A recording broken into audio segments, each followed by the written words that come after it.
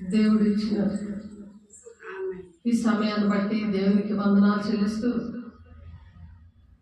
మరి దేవుడు అనేక మంది దగ్గర మనల్ని దేవుని బిడ్డలుగా రుజువుపరచుకోవడానికి అనేకమైన బిడ్డల్ని దేవుడు మనకి ఇచ్చారు. దేవునికి కావాల్సిన వారు ఎవరు అనే విషయాలు మనం నేర్చుకుంటున్నాం. మరి దానికి ముందుగా దేవుని ఆరాధిద్దాం. పరిశుద్ధాత్మడ కోల్తలేని ఆత్మతో నన్ను నింపు అనే పాటలు పాడుకుంటూ దేవుని మహింపరుద్దాం.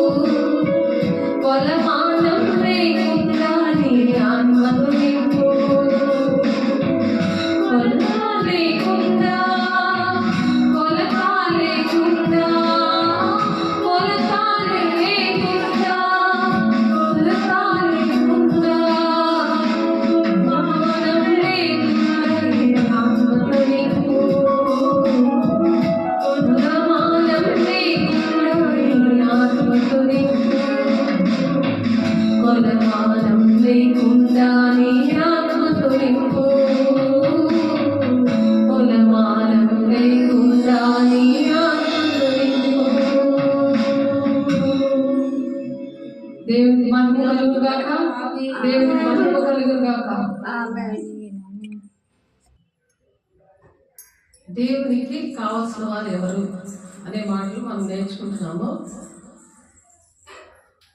దేవునికి కొరత లేని ఆత్మతో నింపబడిన వాళ్ళు కావాలి.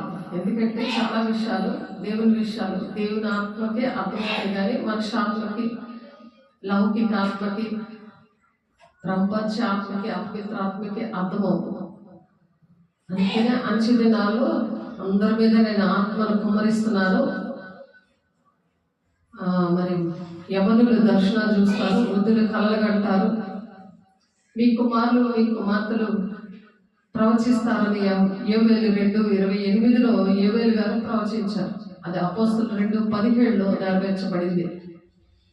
కాబట్టి ఇక్కడ తాను కన్నవాటిని గురించి విన్నవాటిని గురించి సాక్ష్యం ఇచ్చును, ఆయన సాక్ష్యం ఎవడును అంగీకరింపడు అని చెప్పి యేసయ్య విషయంలో దేవుడు యేసయ్య ఎవరిలో ఉంటారో వాళ్ళ విషయంలో దేవుడు అక్కడ సాక్ష్యము యోహాను గారి ద్వారా రాయించారు.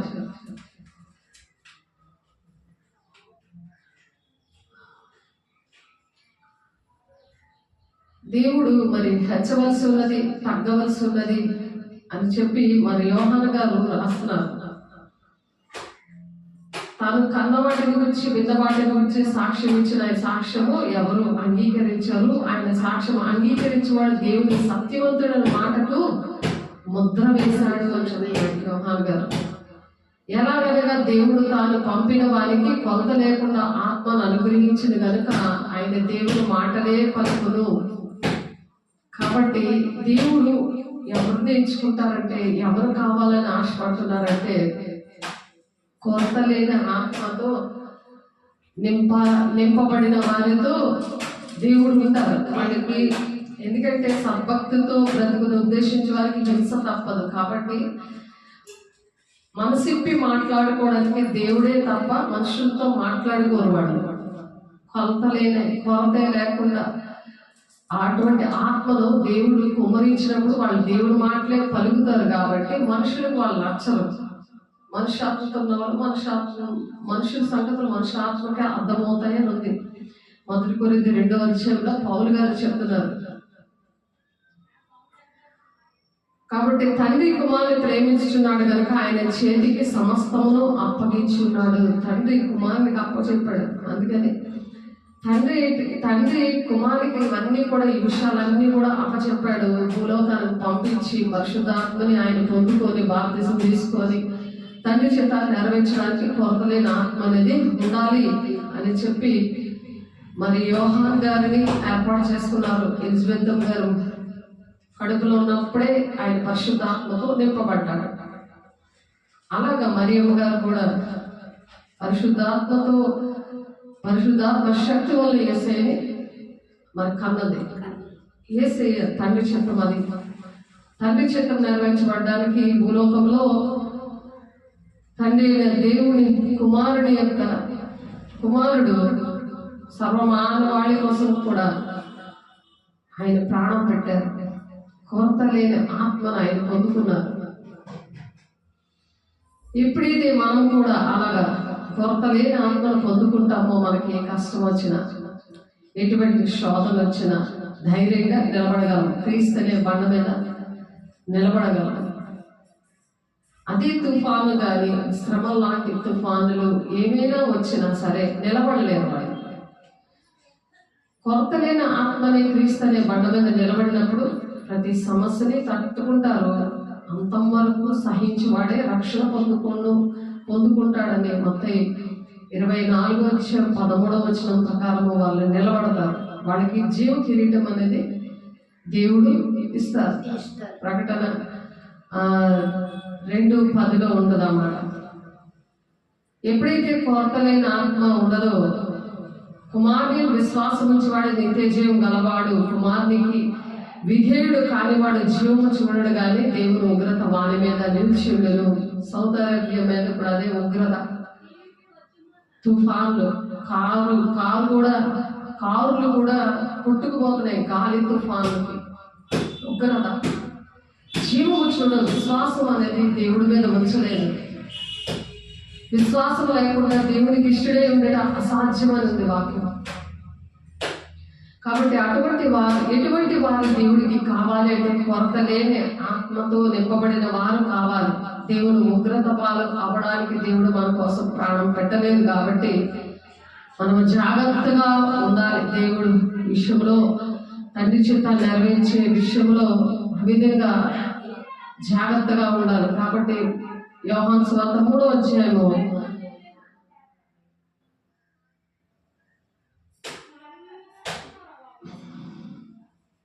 3వ అధ్యాయంలో ఈ మాట ఉంది.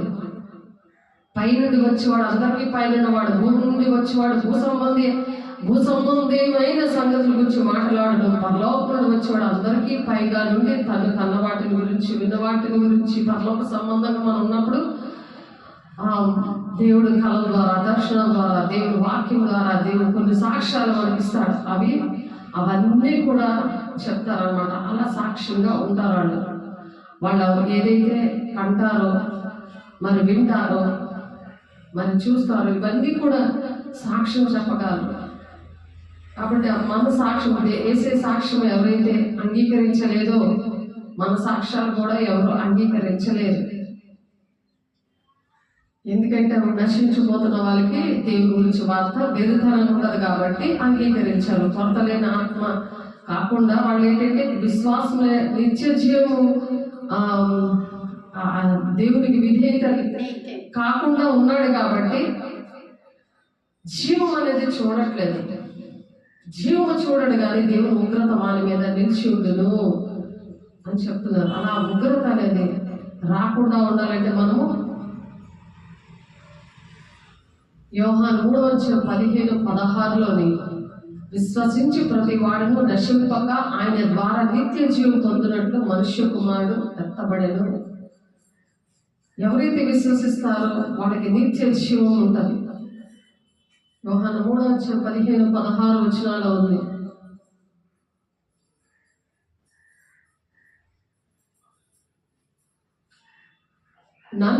నా మాట విని నన్ను పంపిన వాని అని విశ్వాసం ఉంచేవాడు నిత్య జీవం గలవాడు. వాడు తీర్పులోనికి రాక మరణంలో నుండి జీవంలోనికి దాటి ఉన్నాడని మీతో నిశ్చయంగా చెప్పుచున్నాను.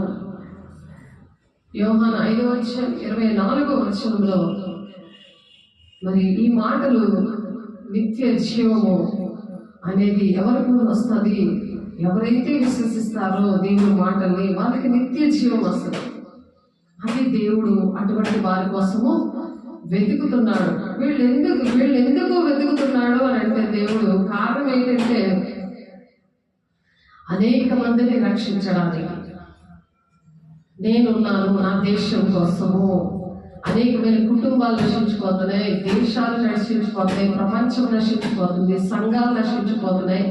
అటువంటి వారికి కోసం కన్నీటితో ప్రార్థన చేయడానికి ఎవరికైతే అటువంటి మనస్సు కలిగి ఉంటారో వాళ్ళకి ప్రార్థనలకి జవాబులు వస్తాయి అన్నమాట. వాళ్ళకి ప్రార్థనలు జవాబులు వస్తాయి. కాకుండా శరీరానుసారంగా ప్రార్థన చేశారే అనుకోండి, వారికి జవాబులు రావు. శరీరానుసారమైన నియమము ఏలుబడి చేయకూడదు. శరీరానుసారమైన మనసు పెట్టుకుంటారు, ఆత్మానుసారమైన మనసు పెట్టుకుంటారు. శరీరానుసారమైన మనసు మరణము అని ఉంది. రోమ 8వ అధ్యాయం 5-6 వచనాలు మనం చాలాసార్లు చెప్పుకున్నాం. ఏ మనస్సు మనలో ఉంది, దేవుడు ఎవరి కోసము ఆలోచిస్తున్నాడు, ఎవరి కావాలని కోరుకుంటున్నాడు అనే విషయాలు మనం నేర్చుకుంటున్నాం. ప్రార్థనలకి జవాబులు ఎందుకు రావట్లేదు? సమాధానం ఇంటిలో ఎందుకు ఉండట్లేదు? విధేయత లేనప్పుడు. అవిధేయతను బట్టి సమాధానాలు రావు. ఆర్థికంగా, శారీరకంగా, ఆత్మీయంగా ప్రతి విషయంలో జీరో కండిషన్లో ఉంటారు. దేవుని యొక్క ఆశీర్వాదాలు కావాలంటే మనుషులందరి కోసం ప్రార్థన చేయాలి. అది సంపూర్ణమైన భక్తి, మాన్యతైన భక్తి కలిగి ఉంది. తిమోతి పత్రికలో ఉన్నట్టుగా మనుషులందరి కోసం కూడా ప్రార్థన చేయాలి. అది దేవుని దృష్టికి అనుకూలమైనది అని వాక్యం చెప్తుంది. 2వ తిమోతి రాసిన పత్రిక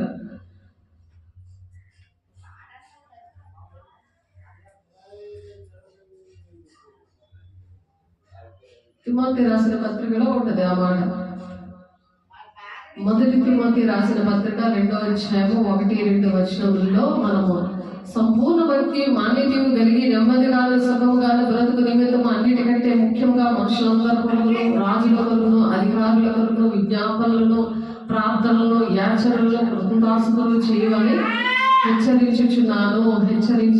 దేవుడు హెచ్చరిస్తున్నాడు, అలా మీరు ఉండండి అని చెప్పి. నేను ఇశ్రాయేలు నిమ్మళస్తులలోను యథార్థవంతుల్లోను చేరిగైన దానను ఇశ్రాయేలు పట్టణంలో ప్రధానము ఒక పట్టణమును లయము చేయవలని నీవు ఉద్దేశించుచున్నావు. యెహోవా స్వాస్థ్యమును నీవెందుకు నిర్మూలన చేయుచున్నావని చెప్పగా, యెహోవా పట్టణాన్ని నిర్మూలన చేద్దామని అక్కడ ఇశ్రాయేలు నిమ్మళస్తుల్లోను యథార్థవంతుల్లోను చేరిగైన దానను అంటున్నాడు. 2వ సమూయేలు 20:19 వచనములో యోవాబు నిర్మూలము చెయ్యను, లయపరచను, అలాగనే చెయ్యను సంగతి అది కానే కాదు అని యోవాబు విషయంలో మరి అక్కడ దేవుడు ఆ విధంగా బయలుపరుస్తున్నారు. కాబట్టి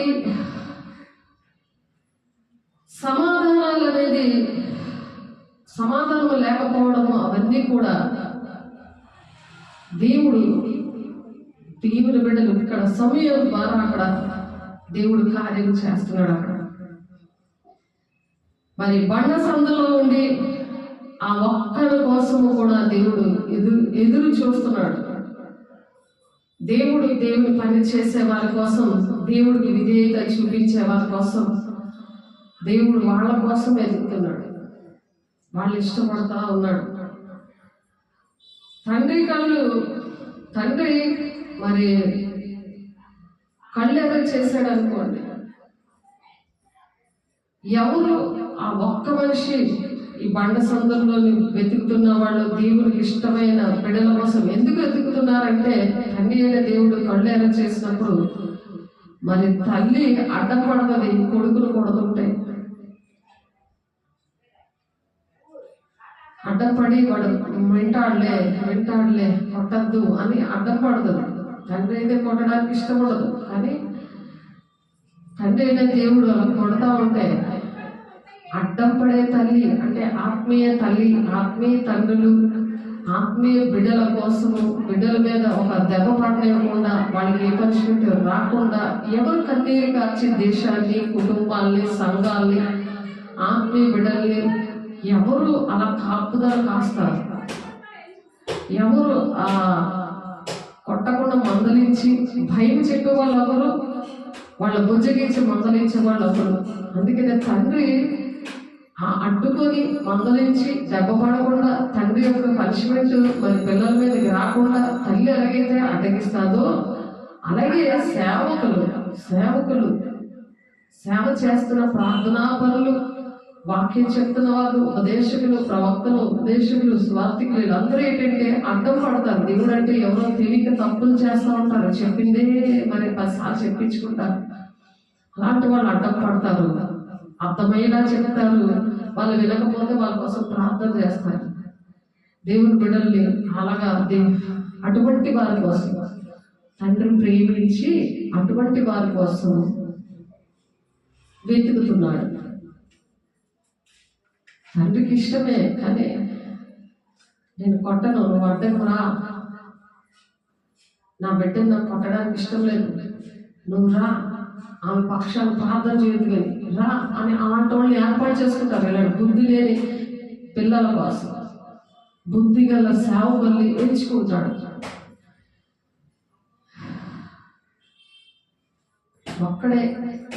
ఒక్కడి కోసం వెతుకుతున్నాడు. ఆ ఒక్కడి కోసం దేవుడు ప్రపంచంలో ఎక్కడున్నాడు, అలాంటి మనిషి, అలాంటి దేవుని బిడ్డ ఎక్కడున్నారు, అన్నిటినీ ఓర్చుకొని, అన్నిటినీ సహించుకొని, కొరతలేని ఆత్మతో ఎన్ని శోధనలు వచ్చినా, ఎన్ని బాధలు వచ్చినా, ఎన్ని ఇబ్బందులు వచ్చినా తండ్రి చిత్తాన్ని నెరవేర్చడానికి ఎవరు ఇష్టపడుతున్నారు? నా పిల్లల విషయంలో దేవుని రాజ్యానికి అనేక మందిని తీసుకెళ్ళడానికి ఎవరు ఇష్టపడుతున్నారు?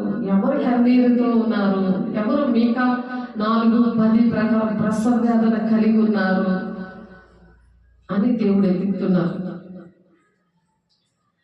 ఆ ఒక్కడు ఎవడు అనేసి దేవుడు చూస్తా ఉన్నాడు చాచిన చేతులతో దినమెల్లా కూడా. ఎందుకంటే ప్రభా, నన్ను బట్టి వీరిని బాగు చెయ్యు, నీ సేవకురాల కుమార్తె, నీ సేవకురాల కుమారుడు అని నేను ప్రార్థన చేస్తుంటాను. అలాగే వీళ్ళు బాగు చేయి, వీళ్ళు క్షమించు అని ప్రార్థన చేస్తుంటాను. మరి చెట్టు గొడ్డల దగ్గర ఉంది, అది ఈ సంవత్సరం కూడా ఫలించకపోతే నరికేస్తాను అని కూర్చుంటే, దేవా ఈ సంవత్సరం ఫలిస్తానయ్యా, నేను నీరు పోస్తానయ్యా, పరిశుద్ధాత్మతో కొరతలేని ఆత్మతో నింపబడేలాగా దిద్దుబాటు చేయిస్తానయ్యా, ఆ ఎరువు అనే వాక్యాన్ని చెప్తానయ్యా, మళ్ళీ చెప్తానయ్యా అని అటువంటి వాళ్ళ కోసం దేవుడు ఎదుగుతున్నాడు. ఎవరైతే ఆయన మరణం ఏలుబడి చేయకుండా, ఆయన ఉగ్రత వాళ్ళ మీద రాకుండా, అటువంటి వారి కోసం ఎవరైతే అడ్డం పడుతున్నారో, ఉగ్రత మనుషుల మీద రాకుండా ఎవరైతే అడ్డం పడుతున్నారో అలాంటి ప్రార్థన పనుల కోసం, వాక్యం చెప్పిన వాళ్ళ కోసం, సువార్త ప్రకటించే వారి కోసం, అటువంటి పాటలు పాడి మరి ఆ దేవుని బిడ్డలు బలపరిచే వారి కొరతలైన ఆత్మ పొందుకునేలాగా పరిశుద్ధాత్మ కోసం చెప్పే వారి కోసం, మరి ఆయన రాకడ దినాల కోసం ఆయన ప్రాణం పెట్టాడు, ఇగో వస్తున్నాడు, ఆయన రక్తం ఇచ్చి పొందుకున్నాడు, ఆయన పని చేయాలి, మనము నమ్మకంగా ఉండాలి, నమ్మకమైన మంచి దాసురాలా అనిపించుకోవాలి అని బుద్ధి చెప్తా ఉంటారు. అలా నెమ్మదిగా చెప్తారు, వాళ్ళు దండించరు. కానీ దేవుడు మాత్రం ఉగ్రత వస్తుంది. దేవుడు ఉగ్రత రాకముందే నువ్వు ఇలా ఉండాలి అని నచ్చ చెప్పి బుజ్జగించి చెప్పిన వాళ్ళ కోసం దేవుడు ఇక్కడ ఎదురు చూస్తున్నాడు. ఎవరు కావాలి అని మనం చెప్పుకున్నాం కదా, దేవుడికి కావాల్సిన వారు ఎవరు అంటే అటువంటి వారు కావాలని దేవుడు వెతుకుతా చూస్తున్నాడంట.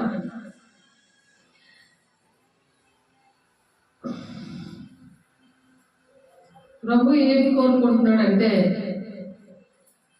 సాతానుగాడు ఎవరిని కోరుకుంటున్నాడు? ప్రభు ఎవరిని కోరుకుంటున్నాడు? ఇటువంటి వారిని కోరుకుంటున్నాడు. సాతాను కూడా ఏంటంటే, ఎవరు దేవుని బిడ్డలు ఉన్నారు వాళ్ళు పట్టుకుంటే మిగిలిన వాళ్ళు అందరూ కూడా నా వర్షంలోకి వెళ్ళిపోతారు. అటువంటి వారి కోసమే గర్జించే సింహంలాగా సాతాను కూడా ఎదుగుతున్నాడు. ఇక్కడ దేవుడు వెతుకుతున్నాడు. దేవుడి పిల్లలను రక్షించడానికి, దేవుడి రాజ్యాన్ని తీసుకెళ్ళడానికి ఎంత శ్రమైన, ఖడ్గమైన, హింసైన, ఉపద్రవమైన ఆయన ప్రేమ నుండి ఎడబాపున ఆ ప్రేమ తక్కువైపోతుందేమో అని ఆయనకు అటువంటి వాక్యము, వేసే శరీరం రక్తం ఇచ్చి ఆయన గుణాలు, ఆయన రూపురేఖలు ఇదిగోనమ్మా యోహాను 6:53-55 వచనాలు ఉన్నాయి. నిత్య జీవనం వెళ్తావు, ఉగ్రత పాలవు, అను దినము తప్పక కూడుకోవాలి, ప్రతి దినము ఆలయం తెరిచి ఉండాలి. ఇంకో 1 కొరింథీయులు 2వ అధ్యాయంలో 46వ వచనంలో ఉంది అని చెప్పి ప్రతి దినము తప్పక కూడుకోవాలి, ఏక మనసుతో దేవుని ఆలయంలో కూడుకోవాలని ఉంది. మనం అలా ఉంటేనే దేవుడు విడిచిపెట్టాడు. మనసిప్పి నీ బాధ చెప్పుకోవచ్చు, దేవుడు వింటాడు, నీతో మాట్లాడతాడు, కొరతలైన ఆత్మతో నింపబడతారు, ఏ కష్టం వచ్చినా తట్టుకోగలవు అని చెప్తారు. సాతానుడు వాళ్ళ మీద గర్జించి సింహంలో వాళ్ళని కుదిపేస్తూ ఉంటాడు, ఆర్థికంగా, శారీరకంగా, ఆత్మీకంగా. దేవుడా నాకు ఇంట్లో వాడు కావాలా, దేవుడు కావాలా అని శరీరానుసారమైన నియమంకి, ఆత్మానుసారమైన నియమానికి ఒక పోరాటం జరుగుతూ ఉంటుంది. అక్కడ కొరతలేని ఆత్మే గెలుస్తుంది. అప్పుడు అటువంటి వారి కోసము ఆ గెలుపు పొందుకోవడానికి దేవుడు అటువంటి బిడ్డల్ని దేవుడు వెతుకుతున్నాడు. సాతాను ఏంటంటే శరీరానుసారమైన బోధ వినిపించి, పర్వాలేదులే వారంలో 3 రోజులు వెళ్తే చాలు, మిగిలిన రోజు వెళ్ళక్కర్లేదులే, 3 రోజులు వెళ్తున్నావు కదా చాలు, ఇంకా రోజు ఎందుకు అని అంటున్నాడు. సాతానుడు ఇక్కడ వెతికేస్తున్నాడు, ఇక్కడ దేవుడు వెతుకుతున్నాడు. ఆలోచించండి, ఎవరి దగ్గరికి వెళ్తారు? కొరత లేని అనుకున్నప్పుడు పరలోక రాజ్యానికి వెళ్తారు. అనుదినము తప్పక కూడుకున్నప్పుడు, అనుక్షణము దేవా నన్ను విడిచిపెట్టద్దు అంటే విడిచిపెట్టకుండా ఉంటాడు. విడిచిపెట్టి దేవుడు మనతో ఉండాలని ఆశే, కానీ మనం క్రియలు చేయాలి కదా. వాక్యానికి లోబడినప్పుడు ఆయన అనుక్షణము మనతోనే ఉంటాడు. నన్ను విడిచిపెట్టకు, నాతోడే ఉండు అని పాట పాడుతున్నాడు. పాటలు పాడుకోవడమే కాదు, క్రియలు చేయాలి. క్రియలు చేయాలి. వాక్యంలో ఉన్నట్టుగా తప్పక కూడుకోండి అని చెప్తున్నారు కదా. అలాగే మనం దేవుడు, నేనున్నాను ప్రభా, నన్ను పంపించు ప్రభా అని ఇక్కడ యెషయా చెప్తున్నారు. యెషయా 6వ అధ్యాయంలో మాట ఉంది. యెషయా ఎప్పుడైతే కొరతలేని ఆత్మ ఉంటుందో అటువంటి ప్రజల దగ్గరికి దేవుడు అటువంటి వారిని పంపడానికి ఇష్టపడుతున్నారు. అప్పుడు నేను ఎవరిని పంపేదను, మా నిమిత్తం ఎవడు పోవునని ప్రభు సెలవేగా వింటిని. అంతటా నేను చిత్తగించుము, నేనున్నాను, నన్ను పంపమనగా ఆయన నేను పోయి ఈ జనుల్లో ఇట్లను మీరు నిత్యము వినిచుందరు కానీ గ్రహింపకుందురు, నిత్యము చూచుచుందరు కానీ తెలుసుకోదకుందురు. వారు కన్నులతో చూచి, చెవులతో విని, హృదయంతో గ్రహించి మనసు మార్చుకొని స్వస్థత పొందకపోనట్లు ఈ జనులు హృదయం క్రోవి చేసి వారి చెవులు మందపరిచి వారి కన్నులు మూయించమని చెప్తున్నాడు. ఆ చెవులు మందం చేసి, అంటే వినకూడదు నా మాటలు, అలాగా చెప్తుంటే వినట్లేదు, అందుకనే వాళ్ళ చెవులు మందం చేసి, అంటే వాళ్ళకి దేవుడి స్వరం వినపడకూడదు ఇంకా అని దేవుడు అలా కోప్పడుతున్నాడు. అప్పుడు అడ్డం పడిపోతారు వీళ్ళు, అడ్డం పడిపోతారు. ఆ కోసం వెతుకుతున్నాడు దేవుడు. యెషయా గారు అలా అడ్డం పడిపోయారు. ఇక్కడ ఈ జనులు హృదయం క్రొవ్వు చేసి వారి చెవులు మందపరిచి వారి కన్నులు మోయించమని చెప్పాను. ప్రభువా, ఎన్నాళ్ళ వరకని నేను అడుగుగా ఆయన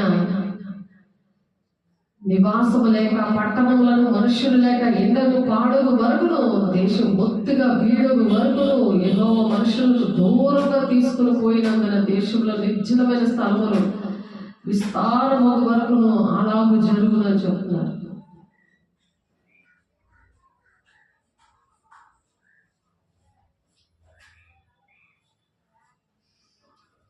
ఎందుకంటే యెషయా గారిని ఆయన ఆ విధంగా ప్రార్థన చేస్తాడని ఆయనకి ఈ మాటలు చెప్తున్నారు.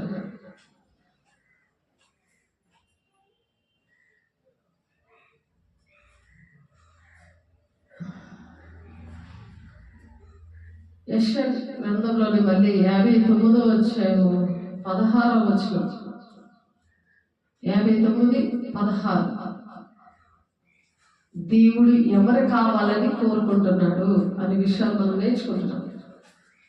మీరు ఆలోచించండి, దేవా నన్ను కోరుకోవా, నేను వెళ్తానయ్యా, నేను దేశం కోసం ప్రార్థన చేస్తాను, కుటుంబాలు పాడైపోతున్నాయి వాళ్ళ కోసం కన్నీరు కారుస్తాను,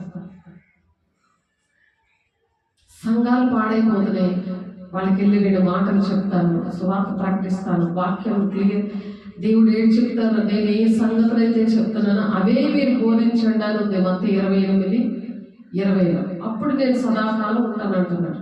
అలా నేను చెప్పడానికి నేను ఉన్నానయ్యా, నువ్వు చెప్పిన సంగతులు మాత్రమే చెప్తానయ్యా, లేకపోతే నాకు ప్రకటన 22:18-19 ప్రకారం తెగుళ్ళు వస్తాయి నాకు, అందుకని అవే చెప్తానయ్యా, ఎక్స్ట్రా చెప్పను, అవే చెప్తానయ్యా.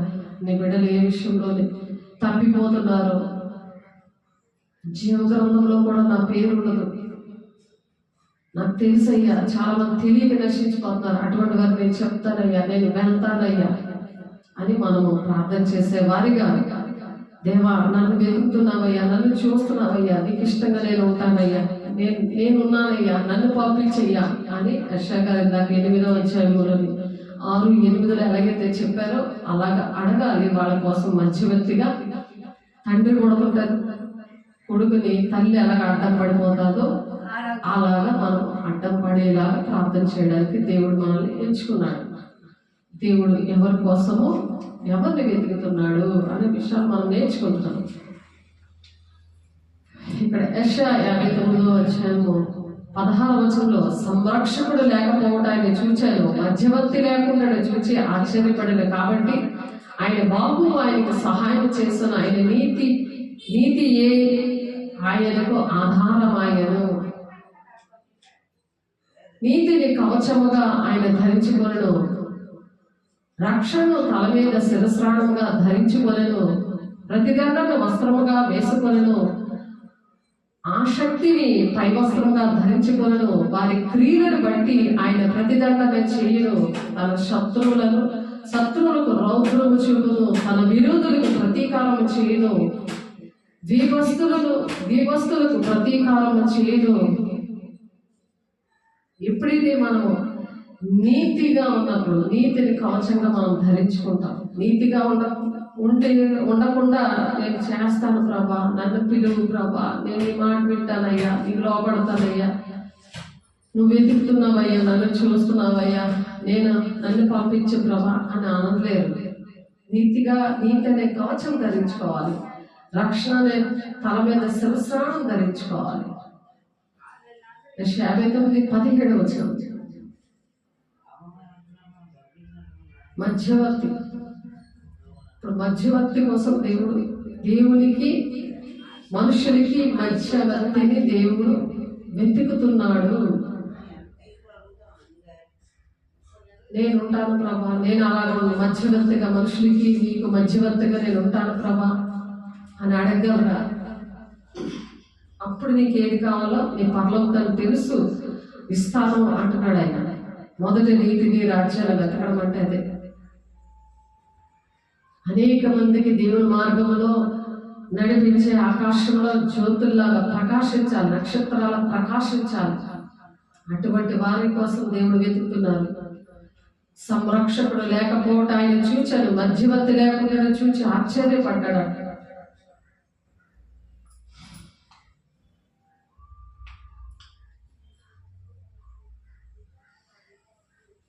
కీర్తనకారుడు రాస్తున్నాడు 106వ కీర్తన 23వ అప్పుడు ఆయన నేను వారిని నశింపచేసేదనెను, అయితే ఆయన వారిని నశింపచేయకుండునట్లు ఆయన కోపము చల్లార్చుటకై ఆయన ఏర్పాటు చేసుకున్న మోషే ఆయన సన్నిధిని నిలిచి అడ్డుపడెను.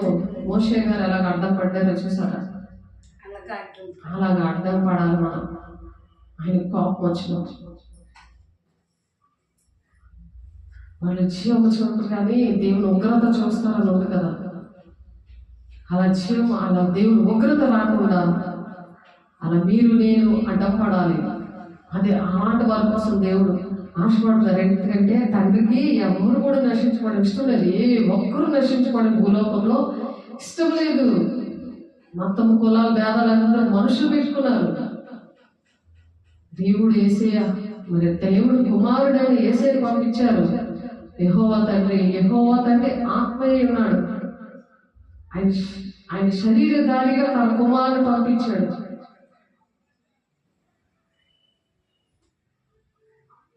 నీతిని కవచంగా మనం ధరించుకుంటాం. అప్పుడు ఎప్పుడైతే యేసయ్యని సొంత రక్షకుడుగా అంగీకరిస్తాడో అప్పుడు రక్షణను తల మీద శిరస్త్రాణంగా ధరించుకోగలము, ప్రతి దండను వస్త్రంగా వేసుకోగలము, ఆసక్తిని పై వస్త్రంగా ధరించుకోగలము. వారి క్రియలను బట్టి ఆయన ప్రతి దండన చేస్తాడు.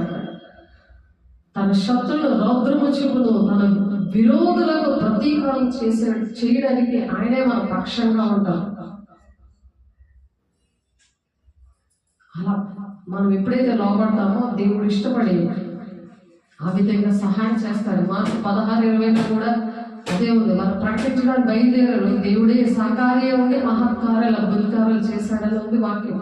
అది నా విషయంలో జరిగింది. అది నేను చూడగా ఎవడనూ లేకపోయాను, నేను వారిని ప్రశ్నమే వేగా ప్రత్యుత్తరం ఇయ్యగల ఆలోచనకర్త ఎవడనూ లేకపోయాను.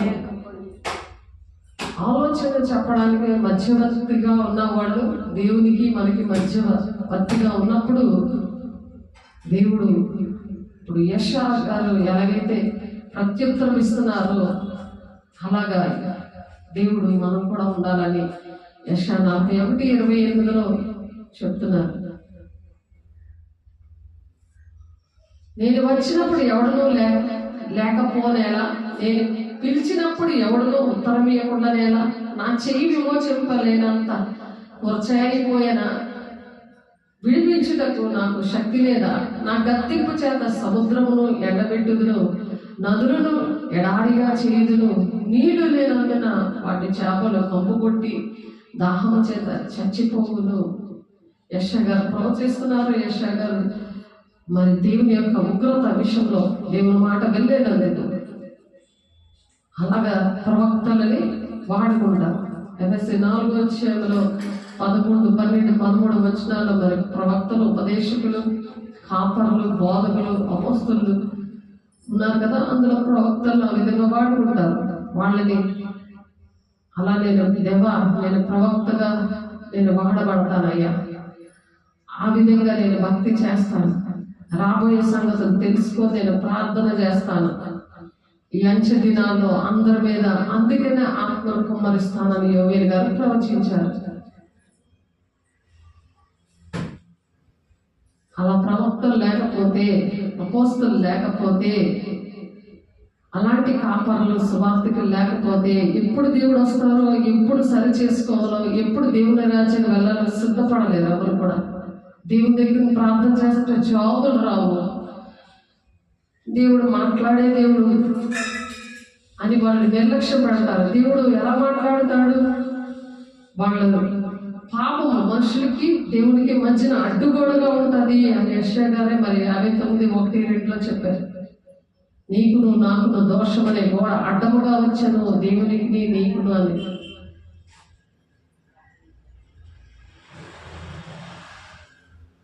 అందుకని ప్రవక్తలను ఆ విధంగా వాడుకుంటారు అన్నమాట.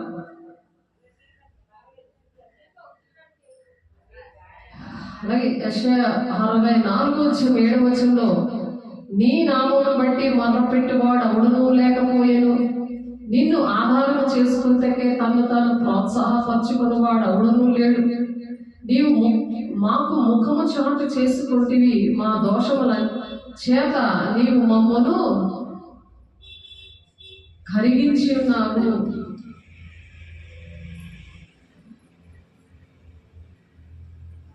ఎవరు నా కోసం మొదలుపెట్టట్లేదు, నా కోసం ఎవరు మొదలుపెట్టట్లేదు అని ప్రజలు బాధపడకుండా ఉండాలని దేవుడు మరి షార్ట్ చేసుకుంటాడు ముఖము. అప్పుడు ఒకరు మొరపెట్టారు, దుష్ట పనులు చేసిన వాళ్ళ కోసం మొరపెట్టారు. ఇంట్లోని కుటుంబంలోని ఇద్దరికి వేరుగా ముగ్గురు ఉంటారు అనుంది వాక్యం. పరిశుద్ధాత్మ పొందుకున్న వాళ్ళు ఇద్దరుంటే ముగ్గురేమో పొందుకోలేని వాళ్ళు ఉంటారు. ముగ్గురికి తోడే స్వభావం, ఇద్దరికేమో పరిశుద్ధాత్మ దేవుడు పొందుకున్న గొర్రె పిల్ల స్వభావం ఉంటుంది. అందుకే సమాధానం ఉండదు కుటుంబాల్లో. పరిశుద్ధాత్మ పొందుకున్న వాళ్ళు వాళ్ళ కోసం ప్రార్థన చేయాలి. ప్రార్థన చేసి విడుదల పొందుకునేలాగా వారికి వాళ్ళు కరెక్ట్గా సమాధానం ఉన్నప్పుడు నెమ్మదిగా వాళ్ళకి చెప్పాలి. చెప్పి దేవుని రాజ్యానికి నడిపించాలి. వెన్నులో వీళ్ళు బంధింతే అని వదిలేయకూడదు. ఇక్కడ దానియేలు 5:10 కూడా దానియేలు విగ్రహారాధన దేశంలోని మరి మంత్రిగా ఉన్నాడు. ఆయన దేవుని ఆత్మ కలిగి దేవుని ఉద్దేశాలను బోధించగలిగి, దేవుని ఉద్దేశాలు ఈనాడు ఎవరు బోధించట్లేదు. ఆయన మనసులో ఏం వేదన ఉందో ఇప్పుడు దేవుడు మాట్లాడుతున్నారు. అడ్డం పడినోళ్ళు కావాలని, మధ్యవర్తి కావాలని ఆయన మనసు అది. ఆయన ఉగ్రత చూపించే దేవుడు కాదు. అందరూ రక్షించబడి దేవుని రాజ్యం వెళ్ళాలనే ఆ స్వభావం. మన తండ్రి పిల్లలు తల్లికి చెప్తా ఉంటది. తండ్రి ఏం చెప్తాడు? ఇదిగో పిల్లలు కొడతాను, నువ్వు అడ్డం పడు, రా అడ్డం రా అని పిలుస్తున్నాడు. మధ్యవర్తిని పిలుస్తున్నాడు, అలాగే నిన్ను నన్ను పిలుస్తున్నాడు. ఎవరు ఒక్కరు నశించుకోకూడదని. ఇక్కడ దానియేలు 5:10 ఉందన్నమాట. అలాగా ప్రార్థన చేశాడు. దేవుని యొక్క ఉద్దేశాలు, దేవుని మనసు గురించి, దేవుడి ప్రణాళిక ఏంటి, యుగాలు దేవునితో ఉండాలని ఆయన ఆజ్ఞలు పాటించినప్పుడు, ఆయన ఆజ్ఞలు ఎప్పుడైతే పాటిస్తారో యుగాలు ఉంటారంట, రారాజు బిడ్డలుగా ఉంటారు. సాతాను వశంలో వెళ్ళిపోరు, వాడు చెప్పిన మాటలు వినరు. వాడు మన దొంగ మాట్లాడుతున్నప్పుడు మన దొంగ బోధ చేస్తున్నప్పుడు అర్థమవుతుంది వాళ్ళకి వెంటనే. పరిశుద్ధాత్మ పొందుకున్న వాళ్ళకి అర్థమవుతుంది. పొందుకోలేని వాళ్ళు సరే అలాగేనా అనుకుని అలా వెంబడిస్తారు. లోకము అంటే దేవుడు శరీరానుసారమైన నియమంతో ఆత్మానుసారమైన నియమము ఇష్టపడరు, పరిశుద్ధాత్మని ఇష్టపడరు. ఎంత చెప్పినా వినరు, వాక్యం చూపించినా దానికి లోబడరు. ఎంత క్లారిటీగా మాట్లాడినా, నేను అనుభవంతో చెప్తున్నాను, ఎంతమందికి నేను క్లారిటీగా చెప్పినా వాళ్ళు ఇష్టపడలేదు. ఎప్పుడైతే వాళ్ళ మీద ఏదో శ్రమ వచ్చిందో అప్పుడు కొంత వినడానికి ఇష్టపడతారు. ఏదైనా శోధన వస్తే ప్రార్థన చేయడానికి పిలుస్తారు. అంతవరకు కూడా బాధ వస్తుంది కానీ బోధ అర్థమవట్లేదు. దేవుని శక్తి అలా రుజువు పరుచుకునేవారు దేవుని శక్తి ఏంటో చూపించాలి. అలా రుజువు పరిచేటట్టుగా ఉన్న వాళ్ళని, ఇదిగో దేవుని శక్తి ఇది, నువ్వు విను, వెంటనే చూడు ఈ కార్యం దేవుడు చేస్తాడు. ఈ విధంగా నువ్వు లోబడు, దేవుని ఆజ్ఞలు ఇవన్నీ పాటించట్లేదు, ఇవి లోబడు, వెంటనే దేవుడు నీకు సమాధానం ఇస్తాడు, నీకు జీవం ఇస్తాడు, నీకు ఆరోగ్యం ఇస్తాడు అనే విషయాలు ఛాలెంజ్గా చెప్పిన వాళ్ళు లేరు, అలా పనిచేసేవారు లేరు అని దేవుడు బాధపడుతున్నారు. ఇక్కడ మొదటి రోజు 18వ అధ్యాయం 21వ వచనంలో ఏలియా ఉన్నాడు. చాలా పరాక్రమంగా అలాంటి కార్యాలు చేశాడు ఏలియా. అంత బలిపీఠం మీద వాటర్ పోసేసి పశువుని అక్కడ పెట్టి దేవుని దగ్గర ప్రార్థన చేసుకున్నాడు. అగ్ని వచ్చి ఆ బలి అనేది ఆస్వాదించింది. ఛాలెంజ్గా నిలబడ్డాడు. అలాగా నిలబడే వాళ్ళ కోసం దేవుడు వెతుకుతున్నాడు. దేవుడు మన పట్ల కూడా అలా చేస్తాడు. నా జీవితంలో కూడా అనేకమైన చేశాడు. బలిపీఠం అంటే మన హృదయం ఎలా ఆయన బలిపీఠం లాగా ఉండాలి. మలాకి 1:7 ఉంది ఆ విషయాలు. అలాగా దేవునికి ఘనత తెచ్చే సేవకులుగా ఉండాలని, పరిచారకులుగా ఉండాలని, ప్రవక్తలుగా ఉండాలని, ఉపదేశకులుగా ఉండాలని దేవుడు ఆశపడుతున్నాడు. మలాకి 1వ అధ్యాయం 1 నుంచి 7 వచనాలు చదివితే ఆ మాటలు ఉన్నాయి. దేవునికి ఎటువంటి అర్పణ అంగీకరిస్తున్నారు? అర్పణ అంటే ప్రార్థన ద్వారా, శక్తివంతమైన ప్రార్థన ద్వారా కొన్ని కార్యాలు జరగాలి. కానీ దేవునికి మహిమకరంగా ఉండట్లేదు. శరీరానుసారమైన భక్తి చేసి, శరీరానుసారమైన ప్రార్థనలు, భూ సంబంధమైన విషయాలు అడిగే ప్రార్థనలు, పరలోక సంబంధమైన ప్రార్థనలు, పరలోకానికి తీసుకువెళ్ళే పైనుండి వాటి కోసమే వెతకడంటారు. అటువంటి ప్రార్థనలు, అటువంటి వాక్యము కరువు అయిపోయింది ఈ అంచె దినాల్లో. అందుకని దేవుడు దుఃఖపడుతున్నారు. దుర్నీతి చేత సత్యం అడ్డగించేవారు ఎక్కువైపోయారు. రోమ 1వ అధ్యాయము 18వ వచనం చూద్దాం. రోమ పత్రిక 1వ అధ్యాయము 18వ వచనంలో చాలా మంది అడ్డగించేవారే ఉన్నారు కూడా అంచె దినాల్లో. అటువంటి వారి కోసం, అడ్డగించే వారి కోసము అంచె దినాల్లో అందరి మీద నేను ఆత్మను కుమ్మరిస్తున్నాను అని చెప్తున్నారు. ప్రతి ఒక్కరూ పరిశుద్ధాత్మని కొరత లేని ఆత్మతో నింపబడాలని దేవుడు ఆశపడుతున్నారు. దుర్నీతి చేత సత్యమును అడ్డగించే మనుషుల యొక్క సమస్త భక్తిహీనత మీదను, దుర్నీతి మీదను దేవుని కోపము పరలోకం నుండి బయలుపరచబడుచున్నది. ఇప్పుడు ఆ దినాల్లో ఉన్న అందుకనే ఈ వాయుగుండాలు, భూకంపాలు, తుఫాన్లు ఇవన్నీ కూడా లైన్గా వస్తున్నాయి. ఎందుకనగా దేవుని గురించి తెలిసక్యమైనది ఏదో అది వారి మధ్య విశుద్ధమైనది. దేవుడు అది వారికి విశుద్ధపరచను. ఆయన అదృశ్య లక్షణములు అనగా ఆయన నిత్య శక్తియు, దైవత్వమును, జగదుత్పత్తి మొదలుకొని సృష్టింపబడిన వస్తువులను ఆలోచించుట వలన తేటపడుచున్నవి కనుక వారు నిరుద్ధులై ఉన్నారు. దేవుని కోసం అన్ని తెలుసుంటూ కూడా మరి దేవుని పనికి అడ్డంగా ఉంటున్నారు. భక్తిహీనత, దుర్నీతి ఎక్కువైపోతుంది. మరియు వారి దేవుని ఎరిగి ఆయన దేవునిగా మహిమపరచలేదు, కృతజ్ఞతాస్తుతులు చెల్లింపును లేదు, కానీ తమ వాదముల యందు వ్యర్థులేరి కృతజ్ఞతాస్తుతులు చెల్లించరు. కృతజ్ఞతంగా ఇంట్లో ప్రార్థనలు అవి పెట్టుకోరు.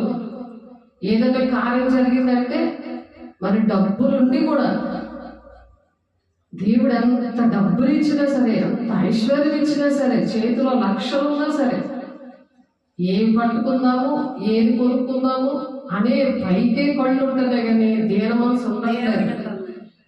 ఆ బాధ వచ్చినప్పుడు ప్రార్థన చేసుకుంటున్నారు అంటే ఇల్లంతా కాలిపోయింది ఆ రోజు. మరి ఇంట్లో ప్రార్థన పెట్టించుకోలేదు, చక్కగా ఇల్లు కొనుక్కున్నారు. మరి పోయిన వారం చెప్పుకున్నాం మనం. కృతజ్ఞత లేదు. ఎంత దేవుడు దీవించినా సరే ఆయన కృతజ్ఞతాస్తుతులు చెల్లించలేదంట. మరియు వారు దేవుని ఎరిగి ఆయన దేవునికి మహిమపరచలేదు, కృతజ్ఞతాస్తుతులు చెల్లింపను లేదు, కానీ తమ వాదం లేదు, వ్యర్థమైంది. నాకు ఇంకా కావాలి, నాకు ఎంత ఇచ్చినా సరే ఇంకొకటి కావాలి, ఇంకా కావాలి. వారి అవివేక హృదయం అంధకారమయమాయను. మరి హృదయం ఏంటైపోయింది? దేవుడు బలి అర్పించే పరిస్థితులు. మరి ప్రకటన మలాకి 1:7 ఉంది. ఆ బలి ఎలా అర్పిస్తున్నారు?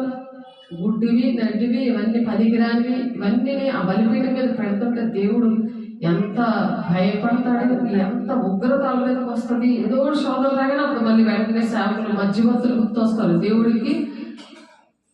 మరి వాళ్ళకి ఉన్న మధ్యవర్తులు దేవుడు వెతుకుతుంటే ఇప్పుడు వీడు కూడా వెతకడం స్టార్ట్ చేస్తున్నారు. అప్పుడు వెతుకుతారు, తర్వాత మళ్ళీ హాయ్ బాయ్ అనుకుని ఉంటారు. కృతజ్ఞత చూపించలేదు కాబట్టి వేసే మరి 32 కొరడా దెబ్బలు వేసే కొట్టే. నువ్వు అనుక్షణం అలా కొట్టేదానిగా కొట్టేవాడిగా ఉంటావా? ఆ లింక్ ఇలాగా, ఆ ఇనప లింక్ ఇలా పడగానే అంత మోసం వద్దు ఇలా వచ్చేసేలాగా, అలాగ దేవుని అనుక్షణము బాటంగా సిలువ వేస్తూ కృతజ్ఞత లేకుండా ఉంటావా? దేవుని సేవకి పనికిరావా? దేశం పాడైపోతున్నాయి, ఎంత ఉగ్ర దినాలు ఉన్నా దేవుడు 2వ రాకడలో వచ్చి నీ రక్తం ఇచ్చి కొనుక్కున్నాను, నీవు రక్షణ పొందుకున్నావు, నీ రక్షణ నువ్వు ఎందుకు కాపాడుకోలేదు? మొదట నువ్వు ఆత్మానుసారంగా ప్రారంభించి మళ్ళీ శరీరానుసారంగా ఎందుకు మిగిలిపోయావు అని మధ్యవర్తులు అడగాలి. లేకపోతే అలాగే కఠినమైన తీర్పు ఉంటుంది. ఎన్నిసార్లు ప్రార్థన చేయమన్నా వెళ్ళి ప్రార్థన చేసేయడం కాదు, వాళ్ళ కానుకలు ఆశపడిపోయి దేవుడికి ఉగ్రతకు చోటు ఇవ్వద్దు అనుంది వాక్యం. సేవకులు మధ్యవర్తులు కరెక్ట్గా వాళ్ళకి చెప్పాలి, లేకపోతే సేవకులకి కఠినమైన తీర్పు ఉంటుంది. మరియు వారి దేవుని ఎరిగి ఆయన దేవునిగా మహిమపరచలేదు, కృతజ్ఞతాస్తుతులు చెల్లింపును లేదు, కానీ తమ వాదముల యందు వ్యర్థులేరి వాదిస్తా ఉంటారండి. కృతజ్ఞతాస్తుతులు చెల్లించరు, డబ్బులు అయిపోతాయేమో అని ప్రార్థనలు పెట్టించుకోరు. చర్చిలోని పెట్టరు, ఇంట్లోని పెట్టరు, మరి కనిపించరు. మరి మనుషులుగా ఎంత బాధపడుతుంటే మరి దేవుడు ఇంకెంత బాధపడతారు? మరి ఉగ్రత సమకూర్చుకోవడమే కదా అది.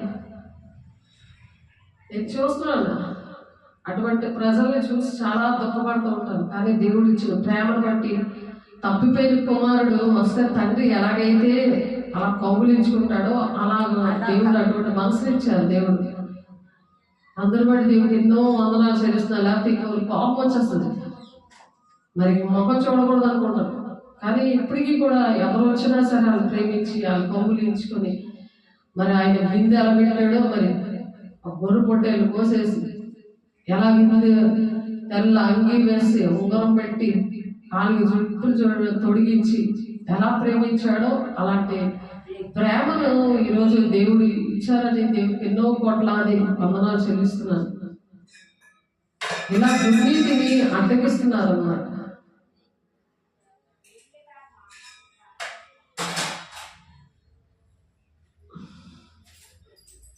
కాబట్టి చాలా మనం ఏంటంటే చాలా జాగ్రత్తగా ఉండాలి దేవుడి విషయాలు ఇవి.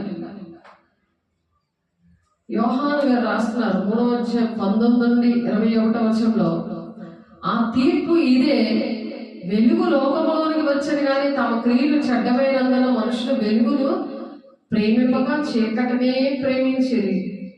దుష్కారము చేయి ప్రతివాడు వెలుగును ద్వేషించును, తన క్రియలు దుష్క్రియలుగా కనబడకుండానట్లు తను వెలుగునొద్దకు రాడు. వెలుగు సంబంధాలు కానీ వాక్యం వేసే ఉన్నదున్నట్లుగా చెప్తున్న వాళ్ళ అపోస్తల బోధ దగ్గరికి కానీ రారు. ఎవరు రారు. బాగా నాకు అనుభవం వచ్చింది. 1999 నుండి ఇప్పుడు 2025 వరకు కూడా ఈ అనుభవంతో నేను మాట్లాడడానికి దేవుడు సహాయం చేశారు, ఆ కృప ఇచ్చారు. యేసయ్య దగ్గరికి కూడా యోహాను 6వ అధ్యాయంలో ఉంటుంది ఆ మాట. చదువుతున్నాను చూడండి. 6వ అధ్యాయము 66వ వచనంలో, ఇష్టం ఉండదు ఎవరికి యేసయ్య విషయంలో ఇలా జరిగింది, దేవుడు నాతో మాట్లాడారు, నేను అలా బాధపడినప్పుడు.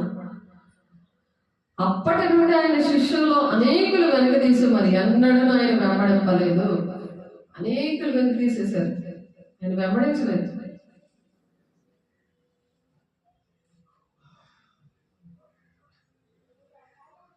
మరియు ఆయన తండ్రి చేత వానికి కృప అనుగ్రహించబడకుంటే ఎవరునూ నా యుద్ధకు రాలేడని ఈ హేతువును బట్టి మీతో చెప్పి తినను. దేవుడు కృపను బట్టే దేవుడు మమ్మల్ని చేపదీశాడు, మనకి నేర్పించాడు. 65వ వచనంలో, తండ్రి చేత వారికి కృప అనుగ్రహింపబడకుంటే ఎవడునూ నా యుద్ధకు రాలేడు. దేవుడు ఆ కాపరిగా ఉండి ఇవి బోధిస్తున్నాడు అంటే మాకు ఆయన కృపే. నిజంగా ఎంతో ఆనందిస్తున్నాం. ఆయనలో ఆనందించండి, మరలా చెప్పుదున ఆనందించండి అంటే ఆయన కృపను బట్టే. కృప అనుగ్రహించకపోతే మరి ఇవి తెలియవు అన్నమాట. మీలో విశ్వసించని వారు కొందరు ఉన్నారు, వారితో చెప్పాను. విశ్వసించని వాడెవరో, తను అప్పగింపబోవాడెవడో మొదటి నుండి యేసుకు తెలుసు. 12 మంది శిష్యుల్లోనే. కాబట్టి కొరతలేని ఆత్మతో నింపబడాలి. ఆత్మయే జీవింప చేయుచున్నది, శరీరము కేవలం నిష్ప్రయోజనము. నేను మీతో చెప్పిన మాటలు ఆత్మీయ జీవమునై ఉన్నవి. ఆత్మ జీవం అంటే నిత్య జీవాన్ని నడిపిస్తాయి.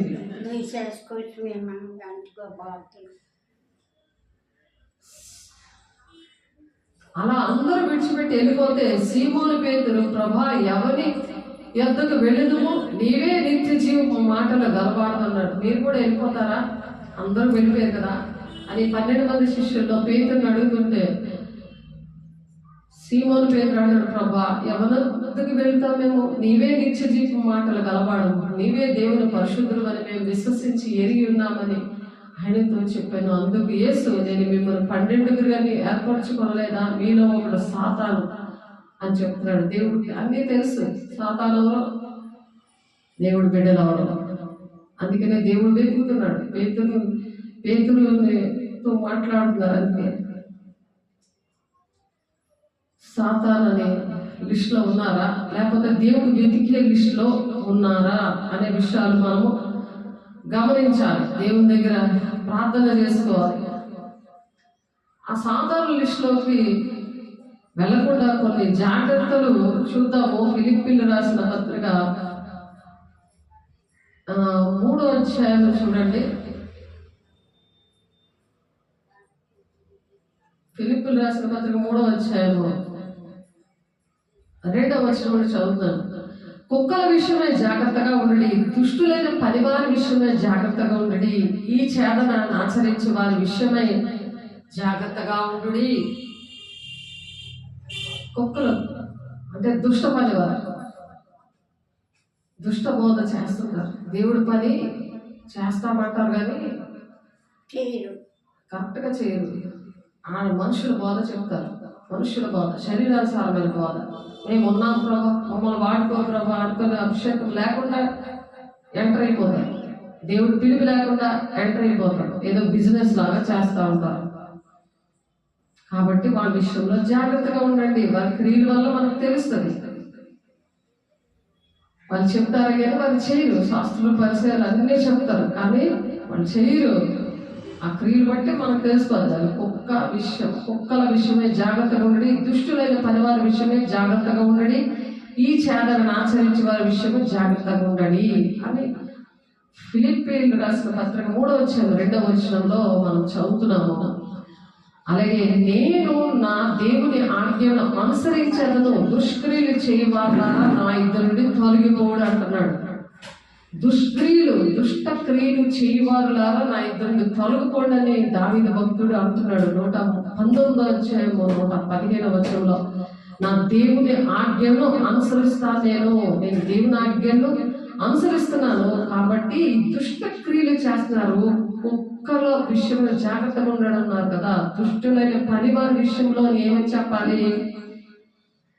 ఆ దుష్క్రియలు చేయవారా నా ఇద్దరు నుండి తొలగిపోండి అని చెప్పాలి. సామెతలు 26:11 వచ్చిన తన మూఢతను మరలా కనపరచు మూర్ఖుడు కక్కిన దానికి తిరుగు కప్పుతో సమానుడు.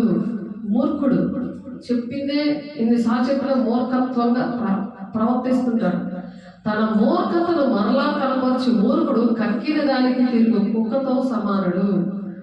ఎంతసేపు చెప్పిన మూర్ఖంగా ప్రవర్తించడం అనేక ఒకలాగా పనున్నప్పుడు ఒకలాగా అలా ప్రవర్తిస్తాడు. దుష్ట పనివారి విషయంలో జాగ్రత్తగా ఉండండి అని దేవుడు మనతో మాట్లాడుతున్నాడు. మత్తయి 24:10లో అనేకులు అభ్యంతరపడి ఒకరినొకడు అప్పగించి ఒకరినొకడు ద్వేషించుకొని ఉంటారు. ఇప్పుడు ఇలాంటి పరిశుద్ధాత్మ పొందుకున్న వారికి మధ్యలో జరిగేది ఏంటంటే ఆ భేదం వస్తుంది. ఒకరినొకడు అప్పగించుకుంటాడు. వాళ్ళు ఏంటంటే పడదు, అవిశ్వాసకి విశ్వాసకి పడదు అనమాట. ఆ విధంగా ఉంటుంది. కాబట్టి కొరత లేని ఆత్మతో ఉన్నప్పుడు దేవునికి మధ్యవర్తిగా ఉండి అటువంటి వారి కోసం ప్రార్థన చేయండి. మీరు అటువంటి వారికి దేవుని మాటలు చెప్పండి, వాక్యం అనే దేవుడిని పరిచయం చేయండి, కరెక్ట్ బోధ నేర్పించండి అంటున్నారు. 2 పేతురు 2:22 వచనంలో కుక్క తన వాంతిని తిరిగినట్టును, కడగబడిన పంది బురదలో దొర్లినట్టును మళ్ళినట్టును అను నిజమైన సామెత చెప్పిన వీరికి సంభవించను.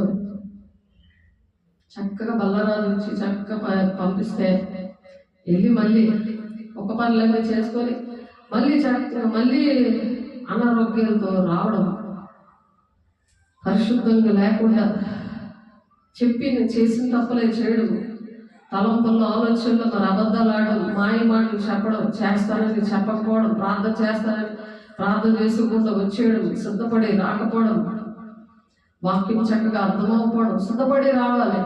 చక్క బల్లరాలు తీసుకొని కృపాసింహాసనం దగ్గర చక్కగా ప్రతిదీ సరి చేసుకొని అప్పుడు వాక్యం విన్నప్పుడు బాగా అర్థమవుతుంది. ఆ విధంగా దేవుని మాటల ప్రకారము నడవగలరు.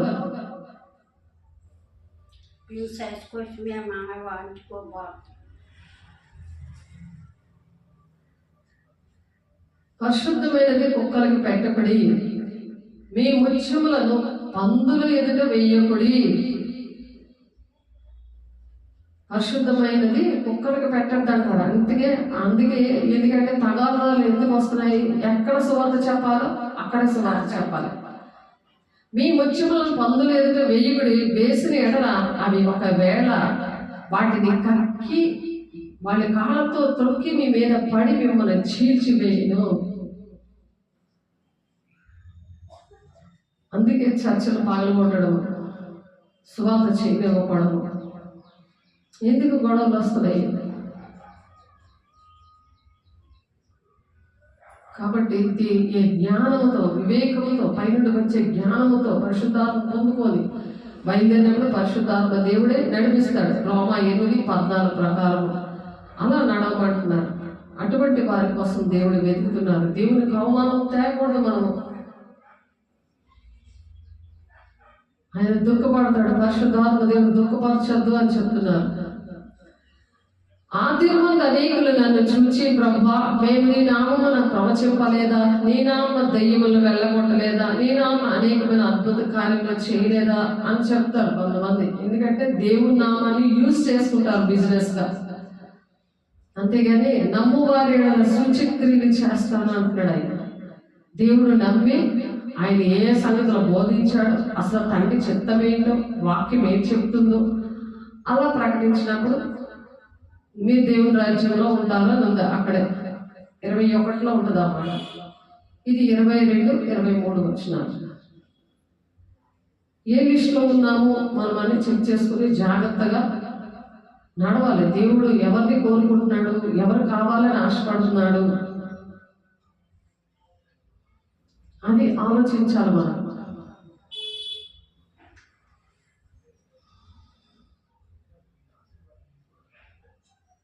ఈ స్వాతంత్రం అనుగ్రహించి క్రీస్తు మనల్ని స్వాతంత్రులుగా చేస్తున్నాడు కాబట్టి మీరు స్థిరముగా నిలిచి మరలా దాస్యమైన కాడి క్రిందకు చిక్కుకోవద్దని గలతీ సంఘానికి పౌలు గారు చెప్తున్నారు. 5వ అధ్యాయం 1-3 వచనాల్లో చూడండి, మీరు సున్నతి పొందిన యెడల క్రీస్తు వల్ల మీకు ప్రయోజనం ఏమీ కలుగుదని పౌలను నేను మీతో చెప్పుచున్నాను. ధర్మశాస్త్రం యావత్తు ఆచరింపబద్ధుడై ఉన్నాడని సున్నతి పొందిన ప్రతి మనుషునికి నేను మరలా దృఢముగా చెప్పుచున్నాను.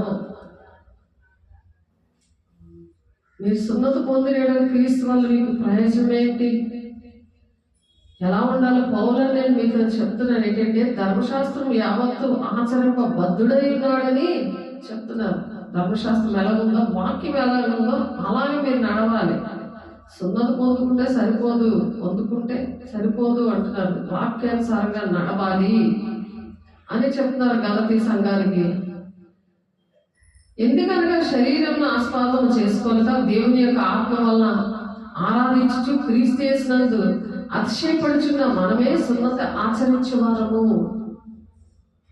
క్రీస్తు యేసునందు అతిశయపడడం, శరీరాన్ని ఆస్వాదం చేసుకోకుండా దేవుని యొక్క ఆత్మ వల్ల ఆరాధించాలి. దేవుని ఆత్మ వల్ల ఆరాధించాలి. కొరతలేని ఆత్మను పొందుకొని దేవునితో ఒక క్షణము కూడా నన్ను విడిచి ఉండద్దయ్యా అని బ్రతికులాడుకోవడమే కాకుండా ఆయనకి ఇష్టమైన పనులు చేస్తూ ఉంటే పరిశుద్ధాత్మ దుఃఖపడి వెళ్ళిపోడు.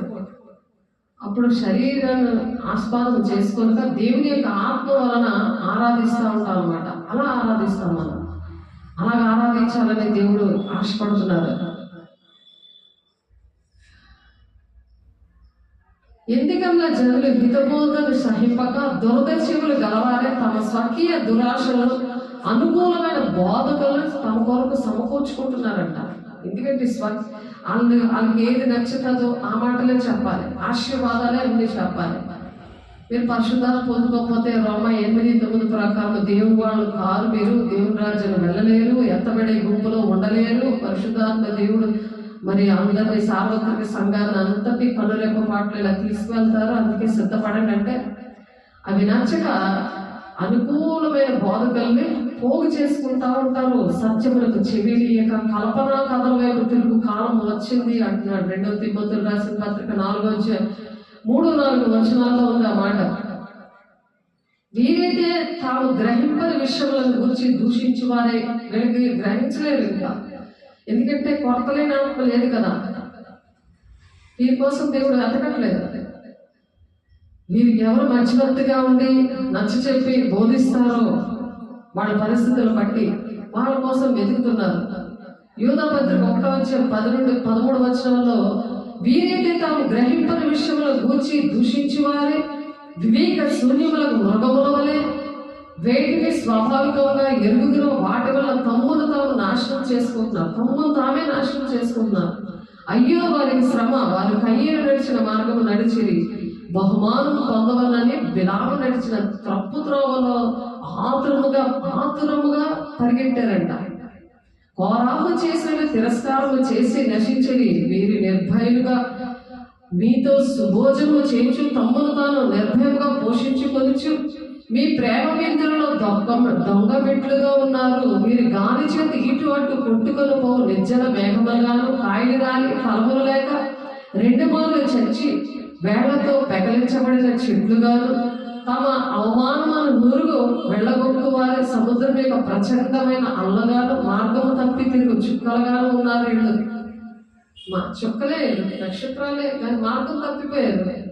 అటు ఇటు తిరుగుతున్నారు, గాలికి కొట్టుకొని పోతున్నారు, నిర్జన మేఘంలా ఉన్నారు. ఫలములు లేవు వాళ్ళకి. ఫలాలేమో బస్సులోంచి ఇసిరిసింది ఒక ఆమె, చూపించారు దేవుడు ఆమెకి. అటు ఇటు అన్ని దిక్కులకి వెళ్ళి ఎక్కడైనా దేవుడు ఉన్నాడు కదా అని తిరిగి మళ్ళీ వచ్చానంటారు. తాము అవమానం నురుగు వెళ్ళగొక్క సముద్రం యొక్క ప్రచండమైన అలలుగాను మార్గము తప్పిన తిరిగిన చుక్కలుగా ఉన్నారు. వారి వరకు గాఢాంధకారం నిరంతరము భద్రము చేయబడి ఉన్నది. నిరంతరం భద్రము చేయబడి ఉన్నది. చూడండి ఏ లిస్టులో ఉన్నారు. పిరికి వారిని, అవిశ్వాసులు, అసహ్యులు, నరహంతకులు, వ్యభిచారులు, మాంత్రికులు, విగ్రహారాధకులు, అబద్ధికులు అందరూ అగ్ని గంధకములో మండు గుండములో పాలు పొందుతారు. ఇది రెండవ మరణము. కాబట్టి అబద్ధ బోధకులు ఉన్నారు, జాగ్రత్త అంటున్నారు. అబద్ధ బోధలు వినకూడదు. దేవుడు ఏం చెప్తున్నారో అవే చెప్పాలి. లేకపోతే తెగులు వస్తే జీవగ్రంథంలో మన పేరు ఉండదు అని దేవుడు మాట్లాడుతున్నారు. మనం ఆ విధంగా ఉండాలి. జాగ్రత్త సార్వత్రిక సంగమా. కుక్కలను, మాంత్రికులను, వ్యభిచారులు, నరహంతకులు, విగ్రహారాధికులు, అబద్ధములను ప్రేమించి జరిగించి ప్రతి వాడును వెలుపడతాను. ప్రకటన 22:15 ఉందా మాట. ఏదైనా సమస్య వస్తే పర్లేదమ్మా, అయిపోద్దమ్మా, నీ పని అయిపోద్దమ్మా, నీకోసం ప్రార్థన చేస్తున్నాను అది కాదు. వాళ్ళకి ఎలా ఉన్నదో నువ్వు ఇలా ఉన్నావు కాబట్టి ఇలా నువ్వు సరి చేసుకో, దేవుడు కార్యం చేస్తాడు. అలా సరి చేసుకునేలాగా దేవుడు ఏం చెప్తున్నారో ఆ విషయాలు మాత్రమే మనం బోధించాలి. లేకపోతే కఠినమైన తీర్పు. 3:1 ఉపదేశాలు కాకుండా ఉండండి మీరని. అందుకే 56:10-11 వారి గుడ్డి కాపరులు, గుడ్డివారు వారందరూ, తెలివిలేని వారు వారందరూ, మోగ కుక్కలు, మొరగలేరు, కలవరించుచు పండుగలు వారు, నిద్రాశక్తులు, కుక్కలు తిండికి ఆతురపడును, ఎంత తినను వాటికి తృప్తి లేదు. ఆ కాపరులు అట్టివారే, వారు దేనిని విచారింపజాలరు. వారందరూ తమకిష్టమైన మార్గమున పోవుదురు. ఒకడు తప్పకుండా అందరూ స్వప్రయోజనమే విచారించుకుందరు. ఒక్కడేనంట దేవుడి మాట విన్నవాడు. ఆ ఒక్కడి కోసమే దేవుడు ఇక్కడ వెతుకుతున్నాడు. మిగిలిన వాళ్ళందరూ స్వప్రయోజనం, వాళ్ళ సొంత వాటి కోసమే ఆశపడుతున్నారు. స్వలాభం కోసమే వ్యాపారం. దేవుడిని చెట్టు చూపించి పళ్ళు అమ్ముతున్నట్టుగా దేవుని విషయంలో మనం ఉండకూడదు. జాగ్రత్త అని చెప్తున్నారు. అంచె దినముల అపాయకరమైన కాలం వచ్చిందని తెలుసుకొని ఎలాగనగా మనుషులు స్వార్థ ప్రియులు, ధనాపేక్షలు, వెంకమలాడువారు, అహంకారులు, దూషకులు, తల్లిదండ్రులకు అవిధేయులు, కృతజ్ఞత లేనివారు, అపవిత్రులు, అనురాగరహితులు, అతి ద్వేషులు, అపవాదకులు, అజితేంద్రియులు, క్రూరులు, సజ్జన ద్వేషులు, ద్రోహులు, మూర్ఖులు, గర్వాములు, దేవుని కంటే సుఖానుభవాలను ఎక్కువ ప్రేమించేవారు, పైకి భక్తి గల వారి వలె ఉండి దాని శక్తిని ఆశ్రయించేవారు. ఇట్టి వారికి విముఖుడమే ఎందుకు. వాళ్ళతో ఉండద్దు, భక్తికి ఉండదు. పాప భరితులే నానా విధములైన దురాశల వల్ల నడిపింపబడి ఎల్లప్పుడూ నేర్చుకొనిచున్నాను. వాళ్ళు ఏమి నేర్చుకోలేనట్టే ఉంటారు, ఎప్పుడు నేర్చుకుని ఉంటారు కదా. అలాగే క్రియలు ఉండవు వాళ్ళలో. 2 తిమోతి 3:1-6 ఉన్నాయి. అంచె దినాల్లో ఇటువంటి వారు, ఎందుకంటే సాతానుడు కూడా ఇటువంటి వారిని వెతుకుతున్నాడు, ఇటువంటి వారిని తయారు చేసేద్దామని. మరి దేవుడు కూడా అంచె దినాల్లో ప్రతి ఒక్కరి మీద ఆత్మను కుమ్మరిస్తానని దేవుడు కూడా చెప్తున్నారు. కాబట్టి గలతీ 5:15 అయితే మీరు ఒకరినొకడు పరుచుకొని భక్షించిన ఎడల మీరు ఒకరు బొత్తిగా నశించిపోదురు. చూసుకోండి. ఖర్చుకున్నాడు చెప్పకూడదు, తరుచుకొని చెప్పడం కాదు. ఎలా చెప్పాలి? ప్రేమగా చెప్పాలి, ప్రేమగా చెప్పాలి. అలా ప్రేమగా చెప్పి దేవుని బిడ్డలుగా మనం ఉండాలని ఆశపడుతున్నారు. ఎలాగా దేవుడు కోరుకుంటున్నాడు అలా బాధకరంగా మనం ప్రవర్తించకూడదు, బాధ పెట్టేవారిగా ఉండకూడదు. వాళ్ళకి అర్థమయ్యే గట్టిగా మనం మాట్లాడాలి. కాబట్టి నాశనమే వారి అంతము, వారి కడిపే వారి దేవుడు. వారు తాము సిగ్గుపడవలసిన సంగతులను అతిశయపడుతున్నారు. భూ సంబంధమైన వాటి ఏదైతే మనసు పెట్టుకుని ఉంటున్నారు. ఫేస్బుక్, యూట్యూబ్లు ఇవన్నీ చూసుకొని పైకి భక్తి గలవారుగా ఉంటున్నారు, కానీ అవే పోస్ట్ చేస్తుంటారు. హాస్టల్ గ్రూపుల్లో కూడా అదే పని చేస్తూ ఉంటారు. చాలా బాధాకరంగా ఉంటుంది. నాశనమే వారి అంతము అంటున్నారు. విశ్వాసులు అలాగే ఉన్నారు. దేవుడు అంత దుఃఖపడి చెప్తున్నారు. అంచె దినాల్లో అపాయకరమైన కాలం వస్తుంది. కాబట్టి ఎవరు ఎవరు భక్తి వాళ్ళదే. ఎవరు దేవుడు ఎవరిని వెతుకుతున్నారు? మధ్యవర్తిగా మనం ఉండాలని దేవుడు ఆశపడి దేవుడు మనల్ని హెచ్చరిస్తున్నారు. మనం ఆ విధంగా ఉండాలి. రెండంచులు గల వాడి అనే వాక్యం అనే ఖడ్గము మనల్ని ప్రాణాత్మ దేహములు, కణాలు, కండరాలు, ఎముకలు, మూలుగులు, రక్తాన్ని అది ప్రవహించి పరిశుద్ధపరచాలి. వేస్తున్నాము పరిశుద్ధపరచాలి. పరిశుద్ధపరచడానికి వాక్యం ద్వారా మరి మొదట స్నానం చేయిస్తున్నాడు దేవుడు. ఆ విధంగా మనం అందరం కూడా ఏ ఒక్కరు నశించుకోవడం ఇష్టం లేదు. దేవుని రాజ్యాన్ని మనం వెళ్ళాలని ఆశపడి చెప్తున్నారు. అంటే మన సాక్షిని కొందరు త్రోసివేసి విశ్వాస విషయం ఓడ బద్దలైపోయిన వారి వలె చెడిపోతున్నారు. మొదటి తిమోతి 1:19 ఉందన్నమాట. ఎందుకనగా జనులు హితబోధను సహించట్లేదు. 2 తిమోతి 4:3-4 వచనాలు ఇందాక చదువుతున్నాము. ఇష్టపడట్లేదు.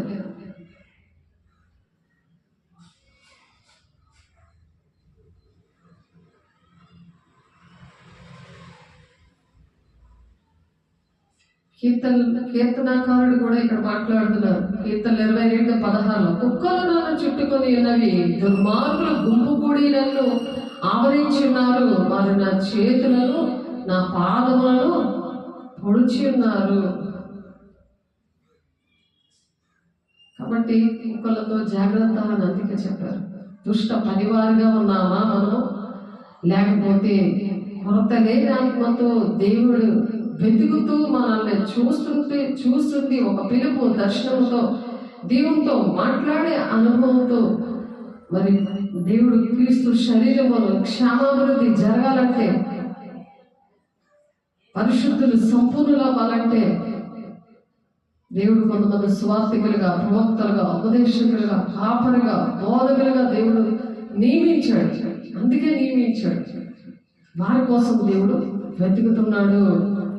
అలా మనం ఉన్నామా అని ఆలోచిద్దాం. దేవుని దగ్గర అడుగుదాం. యెరూషలేము వీధుల్లో మరి అటు ఇటు పరిగెత్తి చూచి తెలుసుకొనిడి, దాన్ని వీధులలో విచారణ చేయడి, న్యాయం జరిగించు నమ్మకముగా నుండు యత్నించుచున్న ఒకడు మీకు కనబడిన ఎడల నేను దాన్ని క్షమింతును అంటున్నారు. ఒక్కడే కనబడితే చాలు. ఇర్మియా గారు ప్రవచిస్తున్నారు 5వ వచనంలో, యెరూషలేము వీధుల్లో అటు ఇటు తిరిగి చూస్తుంటే ఒక్కడ కనబడతాయి అందులో. మరి అవిధేయులైన పిల్లల విషయంలో దేవుడు మాట్లాడుతున్నారు. దేశాన్ని తెగిలి వచ్చి నాశనం అయిపోతుంది. ప్రజలు పాపం చేసి అన్యాయంగా విచ్చలవిడిగా ప్రవర్తిస్తున్నారు. కాబట్టి మనం ఉన్న గ్రామాలు ఎలా ఉన్నాయి? దేవుడు మనకు అప్పచెప్పారు కదా, ఒక్కడు చాలు 1000 మందిగా చేస్తానని. 60 వచనంలో అందుకే చెప్పారు. చూద్దాం అన్నమాట. ఒక్క మనిషిని 1000 మందిగా దేవుడు వాడుకోవడానికి ఇష్టపడుతున్నారు. ఆ తెగులు మరి ఆ విధంగా అవుతుంది. దేవుని ఆత్మతో నింపబడిన వారి కోసం వెతుకుతున్నారు దేవుడు. ఆ నింపబడిన వారు కొరత లేని ఆత్మతో నింపబడినప్పుడు మరి వాళ్ళు ఒక మనిషిని 1000 మందిగా దేవుడు వాడుకుంటారట. లేక మన సంఘం కోసం, సార్వత్రిక సంఘం కోసం, మన కుటుంబాల కోసం, మనం ఉన్న గ్రామం విషయం దేవుడు లెక్క అడుగుతారు. ఆ లెక్క అడుగుతారు కాబట్టి మనం దేవుని దగ్గర సరి చేసుకోవాలి. ప్రతి విషయాల్లో కూడా సరి చేసుకుందాము. వారిలో వంట లేనివాడు 1000 మంది అగును, ఎన్నిక లేనివాడు బలమైన జనమగును. యెహోవాకు నేను తగిన కాలమున ఈ కార్యము తలపెట్టెదను. ఈ కార్యం దేవుడు తలపెడతారు. ఎప్పుడైతే మనం దేవుని దగ్గర మోకరిస్తామో, కొరత లేని ఆత్మను నింపుకోవడానికి పరిశుద్ధపరచబడతామో, అందరితో సమాధానం ఉంటామో,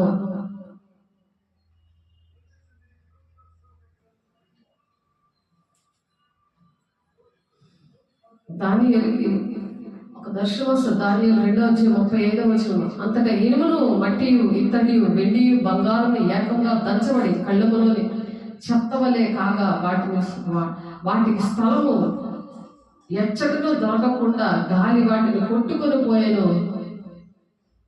ప్రతిమను విరగొట్టిన ఆ రాయి సర్వభూతలమంతా మహాపర్వతమాయను.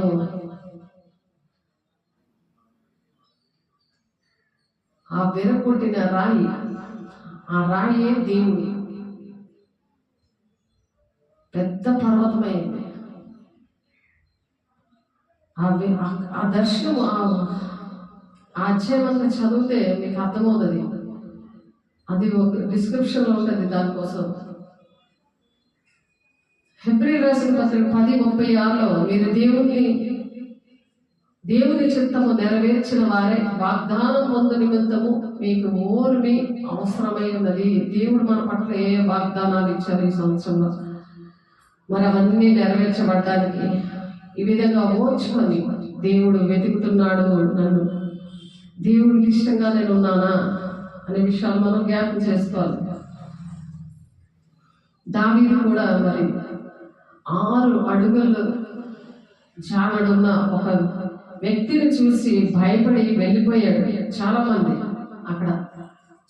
వెళ్ళిపోతే కొరతలేని అనుకున్న దావీదు వచ్చి మరి హతమార్చాడు ఆయన.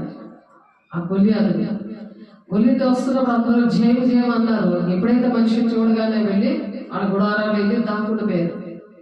అలా మనం ఉండకుండా ఎదుర్కొనే వారిగా ఉండాలి, దుష్టుల్ని ఎదుర్కొనే వారిగా ఉండాలి.